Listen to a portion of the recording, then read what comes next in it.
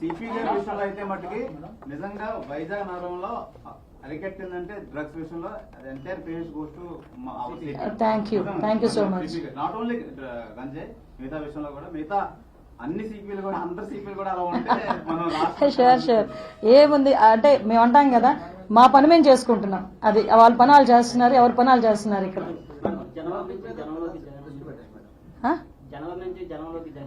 అప్పుడు పరదాలు కట్టడానికి ఎవడో ఉండడు, అసలు మీకు గుర్తుంచుకోమనండి. పోలీస్ డిపార్ట్మెంట్ వాళ్ళకి ఆరోగ్యశ్రీ నుంచి 10 lakhs అబౌవ్ ప్యాకేజ్ వచ్చి వైసీపీ గవర్నమెంట్ లో 1 lakh కి తగ్గించేశారు. సో చాలా మంది ఇబ్బంది పడుతున్నారు. లేదమ్మా, ఇందాకే దాని గురించి కూడా గౌరవ డీజీపీ గారితో కూడా మాట్లాడడం జరిగింది. ఆరోగ్య భద్రత ఆల్రెడీ వాళ్ళకు ఉంది. ఆరోగ్య భద్రతని ఎలా ఎన్హాన్స్ చేయాలి అన్న విషయం మీద కూడా మేము మాట్లాడుకుని వాళ్ళకి 2 లక్షల రూపాయలు ఏదైతే ఉందో ఆ 2 లక్షల రూపాయలకి ఇంకొంచెం పెరిగితే వాళ్ళకి కూడా ఇబ్బంది లేకుండా ఉంటుంది. ఆ పోలీస్ వెల్ఫేర్ గురించి కూడా ప్రత్యేకంగా మేము చేస్తున్నాం. మీరు మొన్ననే అబ్జర్వ్ చేస్తే ఒక జీవో కూడా ఇచ్చాం. ఎవరైనా పోలీస్ చనిపోతే మనం ఖర్చులకని 25,000 రూపాయలు ఇచ్చేవారు, ఇప్పుడు అది ఈరోజు 1 లక్ష రూపాయలు ఇస్తున్నాం. ఈరోజు మొన్ననే జీవో కూడా రిలీజ్ అయింది.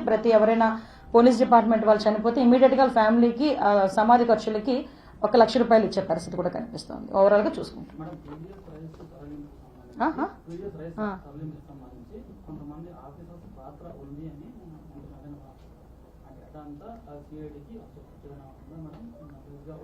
విషయం ఏంటంటే ఇప్పుడు సిఐడికి అప్పచెప్పాము, సిఐడి నివేదిక ఇవ్వాలి. అందులో ఆఫీసర్స్ ఇన్వాల్వ్ అయ్యారా లేకపోతే ఈ బ్యాచ్ వైసీపీ బ్యాచ్ ఇన్వాల్వ్ అయ్యిందా అవన్నీ కూడా మీకు తేటతెల్లంగా సిఐడి ఆఫీసర్స్ కూడా ఒకరోజు ప్రెస్ మీట్ పెట్టి చెప్తారు. అంతవరకు కొంచెం